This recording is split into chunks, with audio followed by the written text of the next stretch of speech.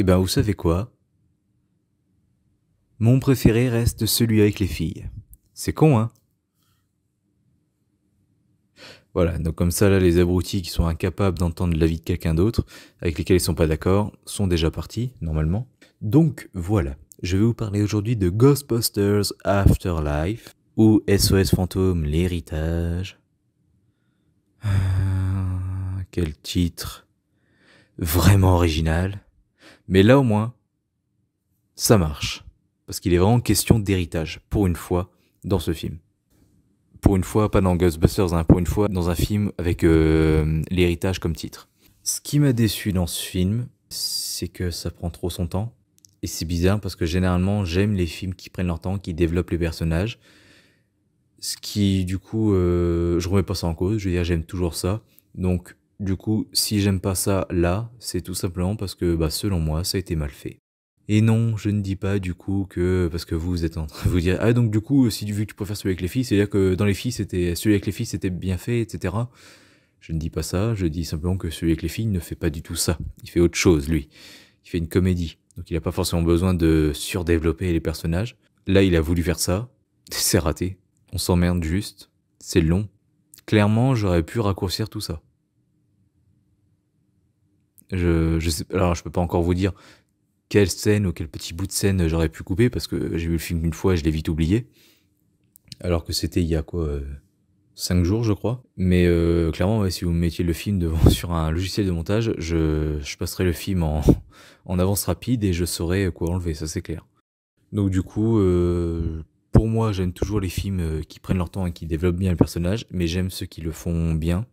Donc ça veut dire que j'ai vu de meilleurs films le faisant beaucoup mieux que ce Ghostbusters. Du coup, mes exigences là-dessus sont bien plus grandes, et donc là, ça m'a juste fait chier.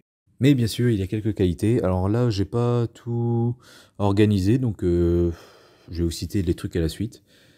Déjà, un truc qui m'a vraiment frappé, c'est que pour la première fois, je vois vraiment un prof dans ce film. Et pourtant, je connais l'acteur, c'est un acteur chevronné qui a fait pas mal de trucs et qui est très connu. C'est Paul Rudd qui joue du coup le rôle d'un prof. Et franchement, il lui manquait juste un petit bide et c'était exactement un prof. J'ai été impressionné, enfin quand je l'ai vu, j'ai fait putain, j'ai vraiment eu cette réaction-là, c'était putain, on dirait vraiment un prof.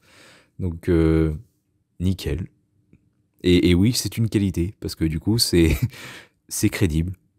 Tu sens qu'il peut être prof, quoi. Et franchement, ben, très bon rôle. Enfin, très bon choix de distribution, en tous les cas. Ce qui m'a frappé aussi dans ce film, c'est que... Et du coup, enfin, c'est mi-qualité, mi-défaut, mais surtout défaut. C'est que du coup, ce film propose quand même une esthétique et une ambiance de film d'horreur, plus que celui de 84. Celui de 89 pour moi pas du tout, et celui des filles bah encore moins, mais celui-ci un petit peu plus. Quand on voit les plans qu'il fait, vraiment, si tu ajoutes une petite musique de film d'horreur, enfin ça pourrait marcher, on pourrait se croire dans un film d'horreur. Ce qui fait du coup que bah, la comédie dans celui-ci est quasi inexistante. Autre bon point, les effets spéciaux qui sont vraiment pas mal. Bon, les fantômes, tout ça, bon, c'est pas une surprise, mais j'ai été assez décontenancé dans ce film, dans la scène du supermarché. Bon, déjà, elle détonne en termes de lumière. On dirait vraiment une pub tout à coup, et c'est vraiment bizarre. Mais dans cette scène, on découvre un fantôme, enfin une bestiole, bah, les chiens qu'on voit déjà dans le 1. Et franchement, j'ai pas su dire si c'était un animatronique ou un effet spécial. Peut-être les deux, ou peut-être sur certains plans animatroniques, sur d'autres effets spéciaux, mais pour la première fois, vraiment, j'ai été bluffé, je me suis dit, putain, j'ai pas su, enfin, j'avais vraiment l'impression que là, la bête était vraiment filmée, en plus, tu vois bien les reflets, enfin, parce que c'est une peau assez dure, enfin, du cuir, quoi, presque, et il y a bien, du coup, le reflet de la lumière du supermarché, donc des lumières déjà bien pétantes, bien blanches, qui font beaucoup de lumière et qui sont très agressives, et qui se reflète sur sa peau. Enfin, c'est du coup, entre ça et les bons effets spéciaux, j'avais vraiment l'impression qu'ils avaient vraiment filmé la bête et que c'était un animatronique. J'étais vraiment bluffé. Donc, très bons effets spéciaux là-dessus, rien à dire.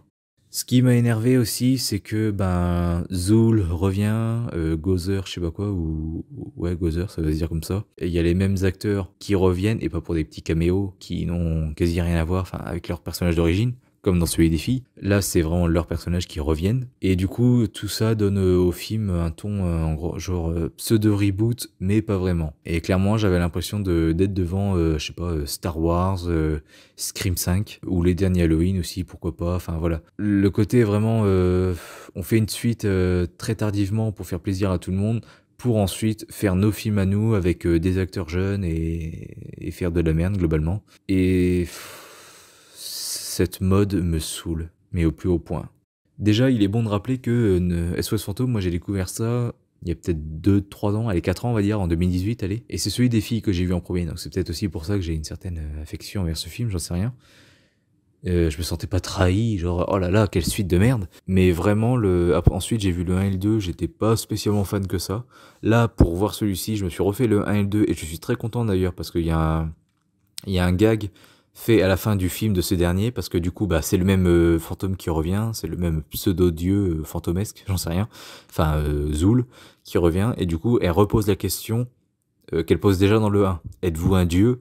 Et dans le 1, il avait dit non, et du coup, elle a dit, bon bah du coup, je m'occupe de vous, vous êtes insignifiant. Et du coup, ils avaient dit, la prochaine fois qu'on te demande ça, dis oui, putain. Et donc là, ils ont fait une petite allusion à ça, c'est que du coup, bah, elle repose la même question, évidemment. Du coup, ils lui disent tous, putain, te loupe pas cette fois-ci. Et donc il dit, oui, nous sommes des dieux. Ça, j'ai apprécié parce que du coup, je l'ai un peu, surtout que ça vient vers la fin du film, donc près de 2 heures. Donc après m'être bien fait chier, j'ai trouvé que c'était un petit peu une petite récompense. Pour me récompenser de m'être emmerdé à ce point, voilà, au moins, j'y ai trouvé un petit intérêt à revoir les autres, les 2 premiers. Surtout qu'en plus, j'ai plus apprécié le 1 et le 2 d'ailleurs. Donc au moins, ce film-là aura servi à ça, c'était que de me faire revoir les anciens films, et je les ai plus appréciés. Ensuite, il y a un moment, j'ai chopé une petite incohérence quand même, c'est qu'il y a un moment, ils se servent de Bouffe-Tout, là, qui a changé de nom, je crois, mais on voyait de qui je parle. Ils se servent de lui pour qu'il bouffe les barreaux. Je sais plus si c'est pour pouvoir sortir d'une prison dans laquelle ils sont, ou si c'est pour prendre quelque chose derrière des barreaux. Je crois que c'est ça, c'est pour prendre des objets derrière les barreaux, et ils font sortir Bouffe-Tout qui bouffe les barreaux, je crois. Et 2 secondes plus tard, Bouffe-Tout, bah il s'enfuit du coup, et il s'enfuit en passant à travers un mur. Donc pour passer à travers des barreaux, il les bouffe, mais il peut passer à travers du béton.